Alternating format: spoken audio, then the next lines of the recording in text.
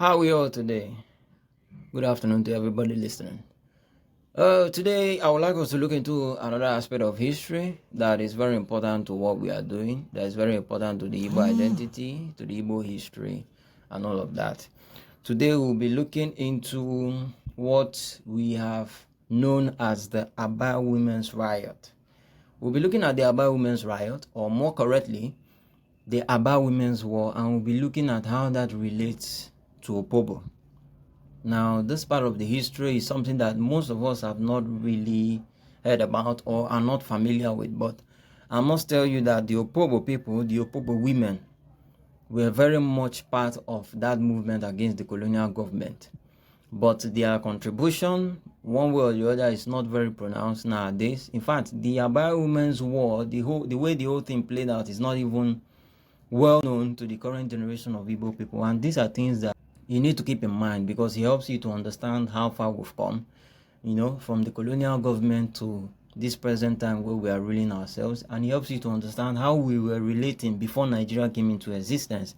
Because the Aba Women's War, happened between the months of October, November, December 1929. And the events of that movement are very, very important to Igbo people. Now, the first thing we are going to be looking at is how it happened, or more importantly, what caused, what you know as the Aba Women's Riot. What caused it was actually excessive taxation.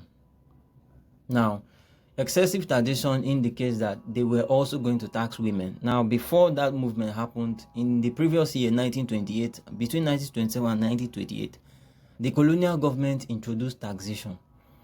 Now, that taxation was not even really accepted, but eventually they were able to, foist it on the Igbo people of the eastern region. Now, something happened in 1929. Another colonial officer came on seat and he reviewed the tax structure and said, okay, instead of taxing only the men, this man came from somewhere else, this particular officer.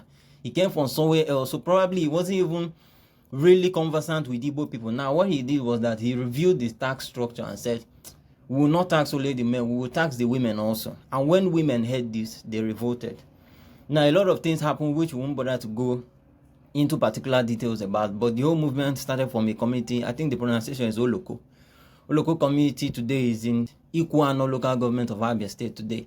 And so that is where the whole thing started off from. But eventually it spread to the rest of the areas, the Ngwa area, Ben, the Umaya, and even into Igboland and all that. Now, what were the things that were part of the catalyst? Apart from the taxation on the women, which they refused, there was also the issue of warrant chiefs. You see, a lot of times this issue of warrant chiefs come up, but their reign did not even last in Igboland because after that women's war, a lot of warrant chiefs ran away from their position. Some of them resigned willfully, some were chased away, some were even harmed, you see. So part of the issue was the warrant chiefs. They were overdoing it. When you hand people power, sometimes they overdo things. They became unnecessarily harsh on the rest of their Igbo people.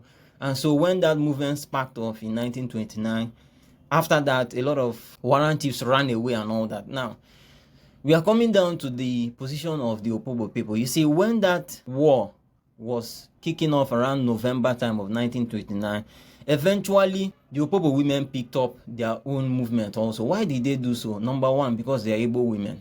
Number two, because they were also affected by what is happening. Number three was also solidarity. To show solidarity with the movement in Aba as of then. Because those were the epicenters of the issue, especially the Aba area, all the area that falls under Aba and the neighboring communities. It spread into parts of the Igboland, where there were also clashes with the colonial people.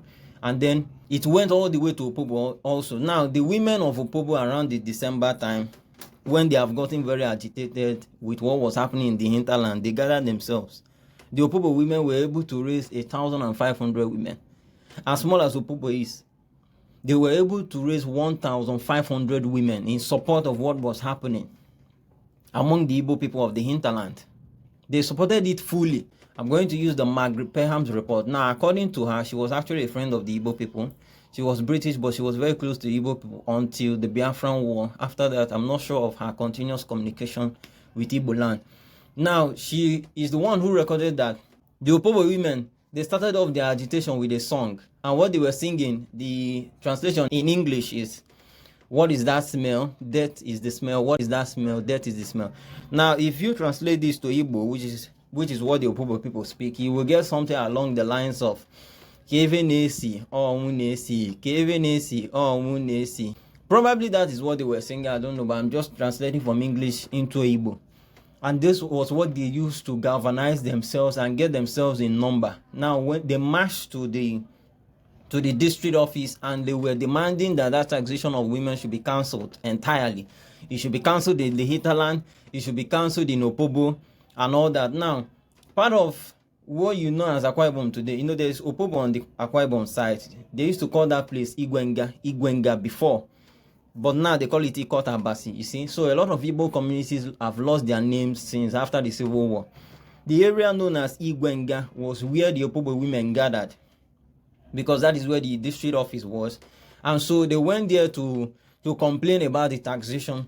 But one thing led to the other. When there's a lot of anger, sometimes peaceful resolution can become difficult, because prior to the time when the Opobo women gathered, a good number of women had already lost their lives in Aba. By the time the Opobo movement was picking up, they were already too agitated. Some of them were not ready to take, the path of dialogue anymore. They felt that the colonial authorities were just using them, that eventually they will impose the tax. And so, even while discussions were going on, I'm talking about what happened on the day of the clash. In that process, the British soldiers, they opened fire on them.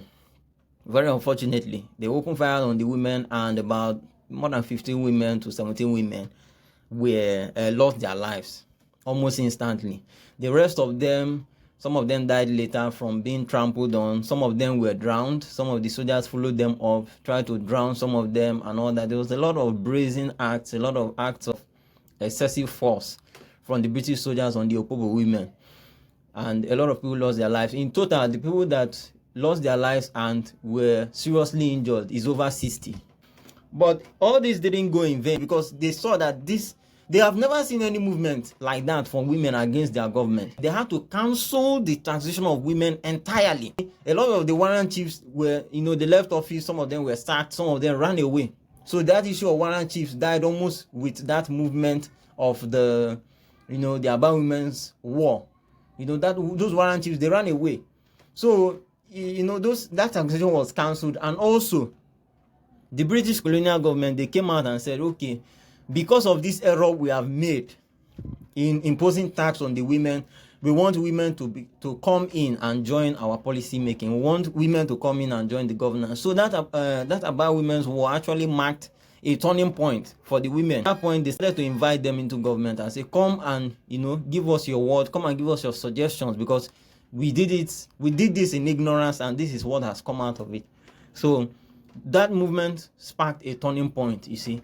And I must also tell you that there were also other tax revolts, It wasn't a one-off event. Igbo women still challenged taxation. Later on, there was even the one in Onitsha. There was the one, what was the year 1957, so to say, almost at independence. So there were still other tax revolts. You find that a lot of times Igbo people are very, very proactive in challenging bad governance, bad policies, and all that. So this is just a way of going through the history of things that have happened before, trying to refresh our minds and trying to help us to understand the relationship between Opobo and the hinterland prior to this time. Forget what you see today, that you see a lot of Opobo people. Obviously, they speak Igbo, they even bear Igbo names. They call themselves by Igbo. In fact, they are proud Igbos within.